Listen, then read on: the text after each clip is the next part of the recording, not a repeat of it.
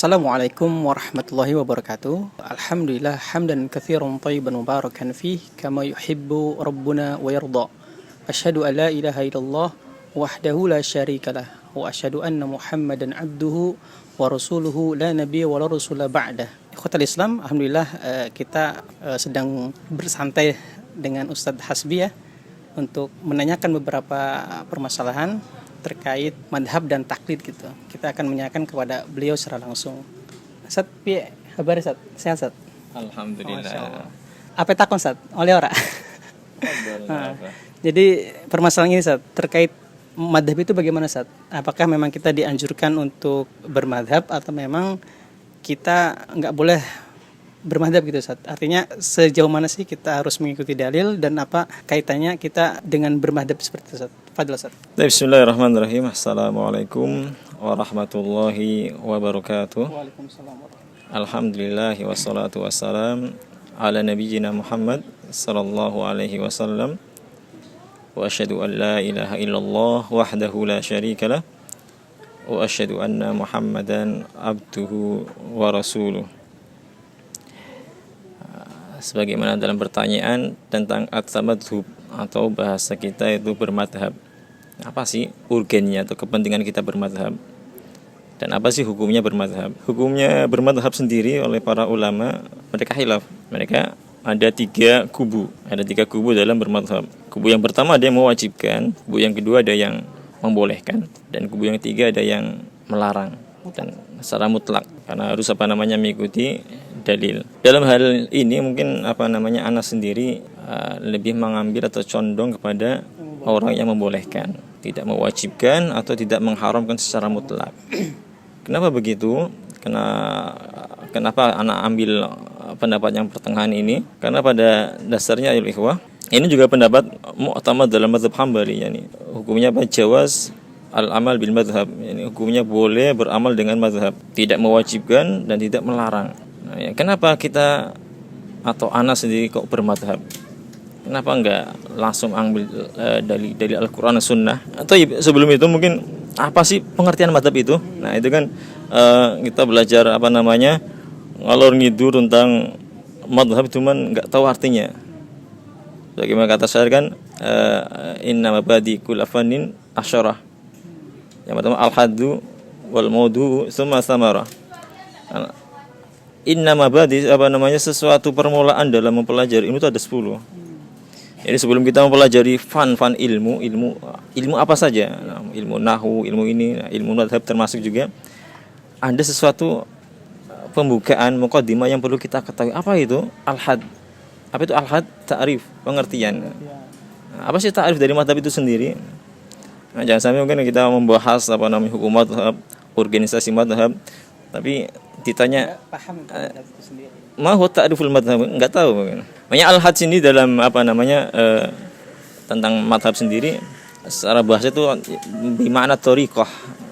Apa itu thariqah? Tata cara. Sedangkan dalam secara istilah sendiri ini juga dinukil oleh Syekh Ahmad Al-Quaimi hafizahullah taala dalam kitabnya.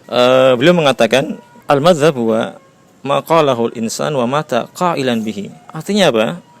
Madhab adalah apa yang diucapkan oleh seseorang dan dia meninggal dia masih berucap atau masih berpendapat dengan ucapan yang dia pegang. Itu madhab. Dalam artian ketika kita mengikuti madhab Hambali, kita mengikuti akwalnya para ulama, akwalnya beliau, yakni Ahmad bin Hanbal.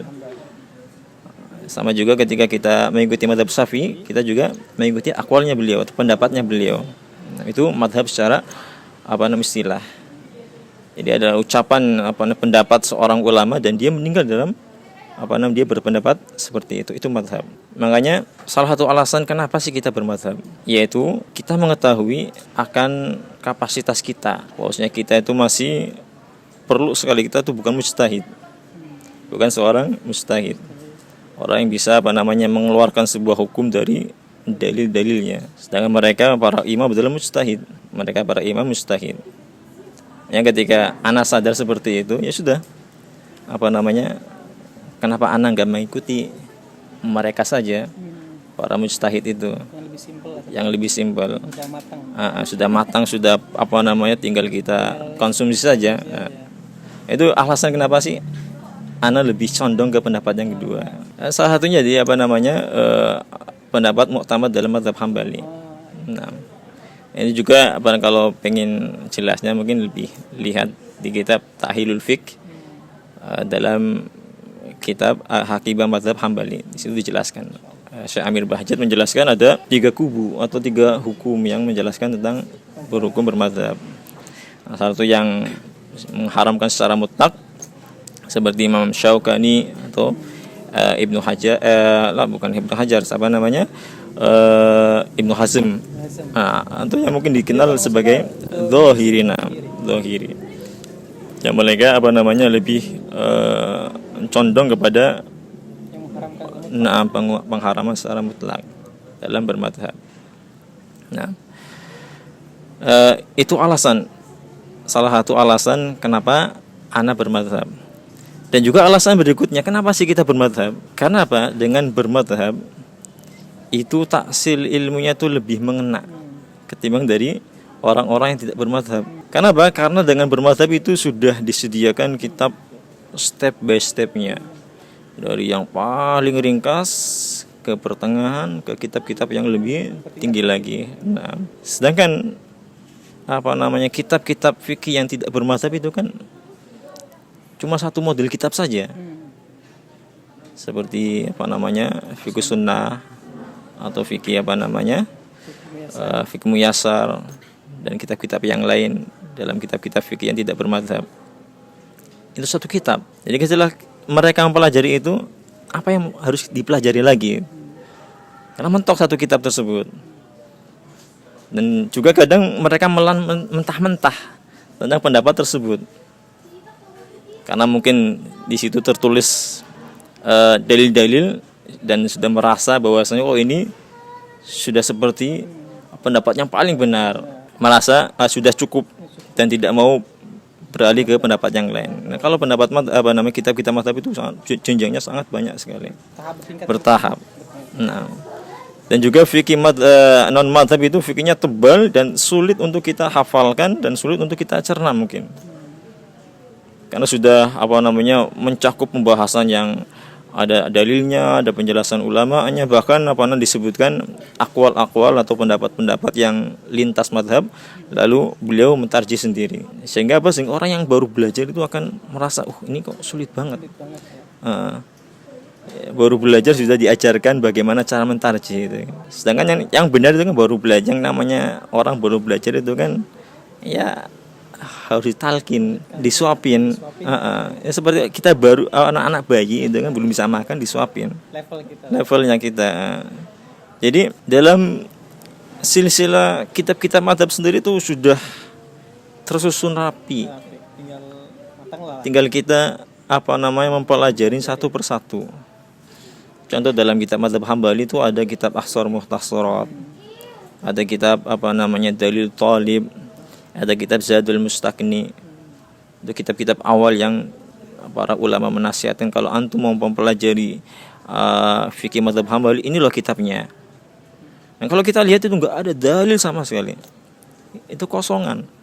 Bukan berarti ulama tidak berdalil. Nah, bukan berarti itu pendapat yang enggak ada dalilnya. Justru para ulama memudahkan untuk tinggal dipelajari dan tinggal dipakai. Benar. Iya, itu sudah paket. Udah antum tinggal belajar dan hafalkan itu aja. Baru mungkin kalau setelah dia selesai tingkat tersebut, tingkat yang berikutnya baru dia mempelajari ini dalilnya apa sih? Dalil membahas lagi.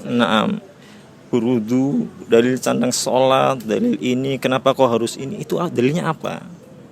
Nah, baru diurai para ulama. Setelah kita mungkin pembahasan yang pertama. Baru kita mempelajari dalil-dalilnya. Baru mungkin ke tingkat selanjutnya mungkin kita mempelajari pendapat silang, perbedaan antar khilaf dari madhab itu sendiri. Atau di luar madhab.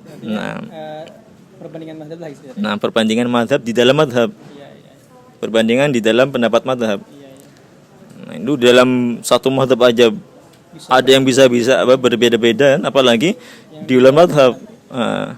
Itu alasan yang kedua kenapa saya Memilih bermadzhab. Masya Allah sungguh benar-benar merasakan, sangat merasakan sekali nikmatnya belajar fikih di situ. Karena kita sudah mudah, ternyata fikih itu mudah. Fikih itu mudah. Kita hanya sekedar menghafal ibarah-ibarah yang sulit saja. Kita menghafal. Setelah itu kita menghafal dalil-dalil. Nah, ketimbang ini bukan membandingkan mana yang lebih baik, tapi itu pendapat pribadi. Dan ini pun pendapat para ulama yang menganjurkan untuk bermadhab. Nah, mengenai tadi sampai taklid saja. Nah, ini jadi permasalahan taklid seringkali kita bermadhab itu disebut sebagai taklid buta. Dan apa sih yang dimaksud dengan taklid Bismillahirrahmanirrahim. Sebelumnya mungkin kita harus membedakan antara taklid dan ta'assub. Taklid dan ta'assub. Sebenarnya yang namanya taklid itu pada asalnya boleh. Kenapa boleh? Karena kulluna muqallidin. Kita semua tuh orang-orang yang taklid. Hatta mereka yang mengaku diri mereka sebagai orang yang tidak taklid, pada asalnya mereka taklid. Kenapa begitu? Ketika mereka membaca pendapatnya Syekh Utsaimin misalkan, lalu Syekh Utsaimin memberikan dalilnya, lalu mengatakan inilah pendapat yang rajih menurut beliau. Dan ketika kita baca dalil-dalilnya beliau, lalu kita mengatakan ini pendapat yang sesuai dengan dalil, itu pada saat kita mentaklid beliau, ikut beliau. Langsung. Coba kalau kita mungkin membaca pendapat yang tidak sesuai dengan beliau di kitab yang lain, mungkin kita akan mengikuti pendapat yang lain. Nah, makanya kita katakan kulluna muqallidin. Semua kita ada orang yang bertaklid, kecuali mereka yang mungkin derajatnya sudah derajat mustahid. Tapi kayaknya zaman sekarang belum ada ya? Udah enggak ada ya? Belum ada, wallahu alam, belum ada. Nah, kalau nggak salah tuh Syekh Fauzan sendiri mengatakan nggak ada sekarang mujtahid mutlak, nggak ada. Cukup para imam yang ya. Hatta mungkin mujtahid madhab itu pun masih sangat jarang sekali. Nah, jadi mau kita katakan kita harus bisa bedakan antara taklid sama ta'assub. Nah, kalau ta'assub sendiri apa sih? Maksudnya kalau ta'assub sendiri itu kan maknanya itu dia mengambil pendapat itu dan merasa pendapatnya yang paling benar dan yang lain salah, itu ta'assub. Contoh mungkin dalam masalah kunut mungkin. Anda enggak kunut dan pendapat Anda yang paling benar. Karena enggak ada dalil tentang masalah kunut. Dan dalilnya tidak sahih, mungkin ini sebagai contoh saja. Dan dia mengatakan pendapat ini yang paling benar, sedangkan pendapat yang lain itu salah. Itu namanya ta'assub. Atau dia merasa pendapatnya satu-satunya pendapat di dunia ini yang paling benar, yang salah. Akhirnya dia pun membid'ahkan yang lain. Nah, dan ini juga salah satu bentuk ta'assub. Atau merasa kelompoknya dia, kaisilnya dia yang paling benar, yang lain itu salah. Itu mungkin salah satu bentuk ta'assub. Nah, dan ini yang nggak boleh. Ini yang mazmum. Dan ini juga yang sering dinasihatkan oleh Syekh Ahmad Al-Quaimi. Ada muta'assub, atau beliau sendiri nggak boleh kita ta'assub sama pendapatnya mazhab Ahmad bin Hanbal. Nggak boleh. Mungkin ada ungkapan yang paling bagus itu dari pendapat Syekh Bajabir hafizahullah ta'ala. Beliau mengatakan barang siapa yang meyakini dalam pendapat ijtihadnya dia pendapat yang paling benar di antara pendapat-pendapat yang lain, dan kebenarannya itu paling benar di sisi Allah, dia meyakini seperti itu, maka dia telah berdusta, kadzdzab. Kenapa? Karena dia nggak tahu apakah Di sisi Allah pendapatnya dia pendapat dia yang paling benar atau pendapat yang lain. Maka kalau ada yang mengatakan seperti itu maka dia kadzab, dusta. Itu yang mengenal Nah. pendapatnya sudah paling dia sendiri. Iya. yang benar gitu ya. Makanya dalam masalah taklid boleh. Jadi Kulun memang taklid. taklid itu dibolehkan saja Nah. selama tidak ta'assub. Taklid itu artinya benar-benar mengklaim sendiri gitu ya, artinya menyalahkan padahal itu dalam perkara yang fikih ya, sifatnya fikih ijtihadiyah, Nah. ya, bukan masalah usul gitu. Iya benar. Makanya kan hukum beramal dalam mazhab itu sendiri, dalam pendapat mu'tamad mazhab itu hukumnya boleh. Boleh ya. Beramal dengan mazhab hukumnya boleh. Jadi dalam artian apa? Satu sisi mungkin kita beramal dalam mazhab, satu sisi yang lain dia keluar mazhab yang dia yakini. Boleh saja seperti itu. Karena dia punya alat punya alat untuk memang ya maksudnya ada nama ilmu saraf balaghahnya. Naam, sahih. Tapi sebenarnya orang awam sendiri pun bebas mereka dalam berpendapat. Mungkin satu sisi dia ya di orang awam itu pendapatnya mereka itu pendapat yang merasa bahwasanya ini adalah pendapat yang benar. Iya boleh saja. Boleh saja. Cuma di selain jangan menghakimi Itu yang beda dengan kamu gitu. benar, Dalam sahih. hal fikih gitu maksudnya. Makanya hukum taklid sendiri yang menurut ana itu hukumnya boleh. Boleh ya. Meskipun ada sebagian yang mengatakan tidak boleh kita bertaklid. Berarti sebenarnya mereka yang mengatakan maksudnya gini, saya udah sesuai dengan dalil pun itu sebenarnya taklid juga Ustaz ya. Asalnya seperti itu, asalnya. Karena memang misalkan ya menurut ulama kami segini yang benar ya. Nah, antum taklid kepada ulama tersebut gitu kan. Asalnya seperti itu. Ya mungkin kalau yang berbicara itu ahli dalam berijtihad, ya mungkin itu pengecualian. Tapi kalau orang-orang yang seperti kita awam yang bahasa Arabnya masih hancur, mungkin ya sehebat apapun ya tetap dikatakan taklid, muqallid. Jadi intinya tafadhol taklid sama ustadz kita, taklid sama guru kita, ulama kita. Nah, taklid sama mazhab juga tidak apa-apa. Jangan sampai berantem lah artinya mengeluarkan diksi-diksi yang tidak pantas gitu. Sahih. Artinya yang ranah fikih itu dimasukkan ke ranah akidah atau itu benar. paling berbahaya Ini juga catatan buat kita ini harus sering-sering belajar fikih. Kenapa sering-sering belajar fikih? Karena sebagian kita itu masukkan perkara-perkara ijtihadiyah itu pada perkara-perkara pokok. Nah, perkara manhaj. Makanya ada saling berantem karena beda masalah fikih ijtihadnya, kunut nggak kunut, talafut biniyah dengan sihir jahar, banyak sekali.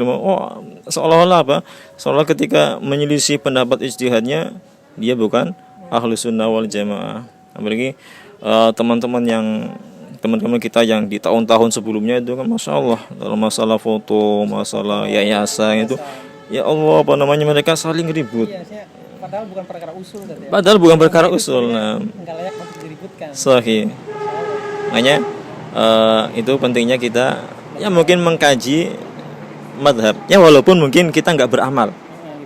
Kita belajar madhab walaupun kita nggak beramal, ya minimal kita tahu ada pendapat seperti ini. Nah, nggak langsung menyalahkan orang lain. Sahih. Ya walaupun kita masih memegang pendapat Syekh Utsaimin, Syekh Fauzan atau Syekh bin Baz ataupun Syekh yang lain, yang minimal ketika kita belajar mazhab itu kita sudah punya gambaran ternyata masih ada pendapat seperti ini. Ada semacam tasawur atau gambaran. Nah, sahih. Bahwa ini tuh enggak tunggal pendapat ini gitu. Sahih, ada beberapa yang memang khilaf para ulama. Karena kalau kita lihat para ulama-ulama masing-masing mazhab itu sendiri beda dalam pendalilannya.